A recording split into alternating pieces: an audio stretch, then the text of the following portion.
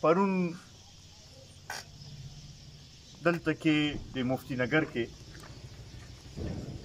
یو ډېر افسوسناکه واقعه شوې ده. یو زمونږ د اته کالو بچی ډېره په بېدردۍ سره قتل کړی شوې ده.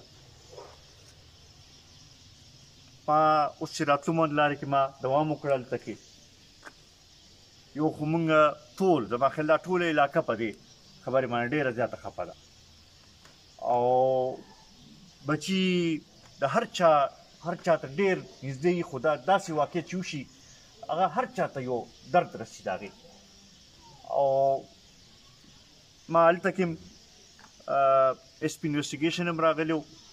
هغه ته مې هم دا وویل چې بی دې کې به د انساني همدردۍ په حوالې سره دې کیس له به توجه ورکوئ او دا چې چا هم کړی دی دا رانیول دا ډېر ضروري دي ځکه چې داسې قسم واقعیت چې دی هغه کم از کم مونږ نه شو برداشت کولی چې داسې زموږ علاقې کې داسې قسمه واقعیت کېږي.